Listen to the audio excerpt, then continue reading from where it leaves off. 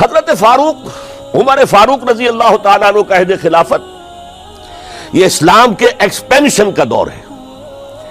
اب جو وہ انٹرنل ڈفتی ختم ہو گئی، انٹرنلی کنسولیڈیٹ ہو گیا انقلاب محمدی صلی اللہ علیہ وسلم، لہذا پوری طاقت کے ساتھ اب 3 لشکر نکلے ہیں، مشرق کے لیے، شمال کے لیے، مغرب کے لیے، اور فتوحات کا دائرہ شروع ہوا. 10 برس حضرت عمر رضی اللہ تعالیٰ عنہ کے خلافت کے وہ ہیں، نوٹ کیجئے، جس میں ایک سلطنت 2 سپر پاورز اس وقت کی تھی، کئی 100 سال سے چلی آ رہی تھی 2 سپر پاورز، اور دونوں جزیرہ نماء عرب کے سر پر بیٹھی ہوئی تھی. سلطنت ایران، عراق سے ہو کر سلطنت ایران، کہ خسرو کے زمانے سے، ذوالقرنین کے زمانے سے عظیم مملکت تھی، سپر پاور. دوسری طرف سلطنت روما، دی رومن امپائر، 3 بر اعظموں کو محیط تھی. رومن امپائر پورا شمالی افریقہ اس کے تحت تھا، پورا مغربی ایشیا اس کے تحت تھا، شام اس کے تحت تھا، ترکی اس کے تحت تھا، اور یورپ کا سارا مشرقی علاقہ اس کے تحت تھا. Roman empire. آپ کو معلوم ہے حضرت عمر کے زمانے میں رضی اللہ تعالی عنہ سلطنت کسریٰ کے تو پرخچے اڑ گئے، نام ختم ہو گیا، وجود نہ رہا عظیم سلطنت کسریٰ. حالانکہ آپ کے علم میں ہوگا ان کا بڑا شاندار ماضی تھا، کہ خسرو اور کہ قباد، بڑے بڑے یہ کیانی کہلاتے ہیں. یہ کیان جو ہے یہ بڑی عظیم ایک سمجھئے کہ خاندان تھا بادشاہوں کا. لیکن یہ کہ وہ پوری سلطنت کسریٰ ختم ہو گئی. کیوں؟ اس نے حضور کے نامہ مبارک کو چاک کیا تھا، اور حضور نے فرما دیا تھا صلی اللہ علیہ وسلم، خسرو نے میرا خط نہیں چاک کیا، اپنی سلطنت چاک کر دی. اور واقعتاً سلطنت کسریٰ جو ہے ختم ہو گئے، نام و نشان ختم ہو گئے. دوسری طرف سلطنت روما تھی، عیسائیوں کے ساتھ، چونکہ وہ تھی کرسچین، عیسائیوں کے ساتھ حضور کے زمانے میں کوئی براہ راست تصادم نہیں ہوا تھا. سارا تصادم ہوا تھا یا مشرکین عرب سے اور یا یہودیوں سے. عیسائی جو ہے عربین پیننسولا میں تھے ہی نہیں، یمن کے علاقے میں کچھ تھے لیکن ان کی کوئی حیثیت نہیں تھی، لہذا کوئی کنفرنٹیشن نہیں ہوئی. دوسرے عیسائیوں میں ابھی اہل علم موجود تھے، جیسے آپ کو معلوم ہے نجاشی بادشاہ کیسے ایمان لے آئے. اس نے حضرت عیسیٰ کے بارے میں پوچھا، حضرت جعفر طیار رضی اللہ تعالیٰ عنہ نے سورہ مریم کی آیات پڑھ کر سنائی، اور اس نے کہا بے نہیں جو ان آیات میں تم نے پڑھا ہے، عیسیٰ کی حقیقت اس سے تن کے برابر بھی زیادہ نہیں ہے. اسی طرح ہرقل نے جب اس کو حضور کا نامہ مبارک پہنچا، اس نے جو بھی پیغامبر آئے تھے ایلچی، ان کا اکرام کیا، احترام کیا. وہ عالم تھا، جان گیا کہ یہ نبی آخر الزماں ہے، چاہتا تھا کہ میں ایمان لے آؤں بشرطے کہ میرے سارے درباری سپہ سالار بھی ایمان لے آئیں. جیسے کہ سن 300 عیسوی میں پوری رومن امپائر نے عیسائیت اختیار کی تھی، اس سے پہلے وہ بت پرست تھے. 300 عیسوی میں سلطنت روما کا جو ایمپرر تھا وہ ایمان لے آیا حضرت عیسیٰ پر. اس وقت تک ظاہر بات ہے اسلام حضرت عیسیٰ کا دین تھا، حضور تو ابھی آئے نہیں، حضور کے آنے میں تو ابھی 300 برس سے باقی ہے. وہ عیسائی ہو گیا، پوری مملکت عیسائی ہو گئی، تو وہ نظام جو تھا حکومت کا برقرار رہا، انٹیکٹ رہا. ہرقل یہ چاہتا تھا کہ اسی طرح میری پوری سلطنت ایمان لے آئے تو میری حکومت برقرار رہے. لیکن یہ کہ اس کے جو درباری تھے اور اس کے بڑے بڑے جو سپہ سالار اور جرنیل تھے انہوں نے ریجیکٹ کر دیا، اور یہ بادشاہت کی بیڑی اس کے پاؤں میں پڑی رہ گئی. ایمان تو نہیں لایا لیکن پہچان گیا تھا حضور کو صلی اللہ علیہ وسلم. اور اس سلطنت روما سے پھر آپ کو معلوم ہونا چاہیے کہ مسلمانوں نے اس کی 3 ٹانگوں میں سے 2 ٹانگیں توڑ دی، پورے شمالی افریقہ سے نکال باہر کیا، پورے مغربی ایشیا سے، یہ شام اور ترکی کا علاقہ اناطولیہ نکال دیا، اور اس کی سلطنت محدود رہ گئی یورپ کے اندر. تو یہ عظیم کام ہوئے ہیں حضرت عمر رضی اللہ تعالی عنہ کے عہد میں. اب سوچئے اس عظیم ریولوشن کا بھی کوئی کاؤنٹر ریولوشن ہونا چاہیے تھا کہ نہیں. ایرانی بڑے زبردست نیشنلسٹ لوگ تھے، نسل پرست، اپنی نسل پر فخر کرنے والے. ہماری روایات عظیم ہیں، ہم کہ خسرو کے وارث ہیں.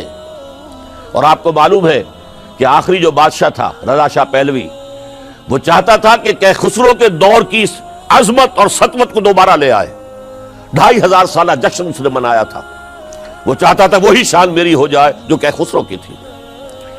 یہ جو ان کے اندر نیشنلزم تھا، جب ان کی سلطنت کے پرچے اڑ گئے حضرت عمر رضی اللہ تعالیٰ عنہ کے ہاتھوں، تو ان کے دلوں میں حضرت عمر کی دشمنی، وہ خون کے پیاسے ہو گئے عمر کے رضی اللہ تعالیٰ عنہ. میں یہاں آپ کو ذرا ایک حوالہ دے دوں.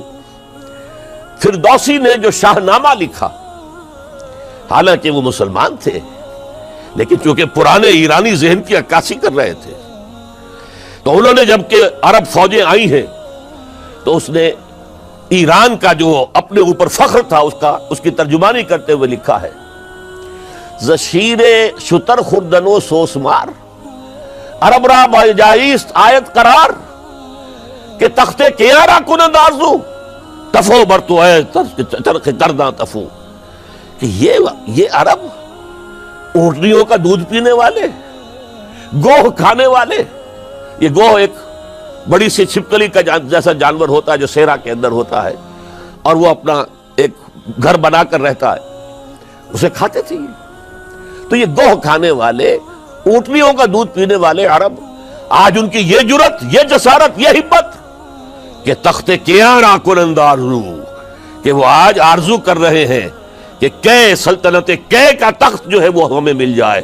تفو برتو اے چرخ گرداں تفو، تف ہے تجھ پر اے گردش کرنے والے آسمان، تف ہے تجھ پر. لہذا اب کاؤنٹر ریولیوشنری موومنٹس آئی ہے. حضرت عمر کی شہادت اس کا نتیجہ ہے. ہرمزان ایک جرنیل تھا اور اس کے جنگی جرائم اتنے شدید تھے ایرانی کے کہ واجب القتل تھا. وہ گرفتار ہو کر حضرت عمر کے سامنے پیش کیا گیا. حضرت عمر نے فرمایا یہ واجب القتل ہے، اس کی گردن اڑا دی جائے. اس کی چالاکی دیکھیے. اس نے کہا امیر المومنین، اے مسلمانوں کے امیر عمر رضی اللہ تعالی عنہ، مجھے ذرا پانی پلوا دیجیے. حضرت عمر نے فرمایا پانی لا دو. ایک کٹورے میں پانی دے دیا گیا. پھر کہا دیکھیے امیر المومنین، مجھے ضمانت دیجیے کہ جب تک میں یہ پانی پی نہ لوں مجھے قتل نہیں کریں گے. فرمایا ہاں ہاں تم پانی پی لو، جب تک یہ پانی تم نہیں پیو گے ہم قتل نہیں کریں گے. اس نے وہ کٹورا پھینک دیا. نہ اب میں یہ پانی پی سکتا ہوں نہ آپ مجھے قتل کر سکتے ہیں، کیونکہ آپ کا ہے یہ کہ جب تک میں یہ پانی نہیں پیوں گا آپ مجھے قتل نہیں کریں گے. اس ہیلے سے جان بچا گیا. پھر اس شخص نے ابو لولو فیروز، ایک غلام تھا، اسے اس کام کے لیے تیار کیا. حضرت مغیرہ ابن شعبہ کا غلام تھا وہ، اور حضرت مغیرہ نے اس سے روزانہ کی ایک اجرت کہ تم کام کرو، مجھے صرف 7 آنے روزانہ دے دیا کرو. اس نے آ کر حضرت عمر سے کہا کہ میرا جو آقا ہے مغیرہ ابن شعبہ، یہ مجھ سے بہت زیادہ طلب کرتا ہے. حضرت عمر نے پوچھا کیا دیتے ہو؟ 7 آنے. تم کرتے کیا ہو؟ کہ میں نجار بھی ہوں، میں لوہار بھی ہوں، میں یہ کام کرتا ہوں. فرمایا اتنے پیشوں کا جاننے والا اس کے لیے یہ روزانہ کا ٹیکس یہ زیادہ نہیں ہے، یہ تمہیں دینا چاہیے. اس نے کہا میں چکیاں بھی بناتا ہوں. حضرت عمر نے فرمایا پھر ایک چکی ذرا مجھے بھی بنا دینا. کہنے لگا آپ کے لیے تو میں ایسی چکی بناؤں گا کہ جس کی آواز دنیا بھر میں جائے گی. وہ شخص ہے اور ہرمزان کی سازش کے تحت وہ ایرانی جسے بعد میں ایرانیوں نے کیا کہا، جس نے قتل کیا حضرت عمر فاروق کو، حضرت ابو لولو فیروز. آج بھی ایران میں اس کی قبر کی تصویریں بکتی ہیں بازار کے اندر.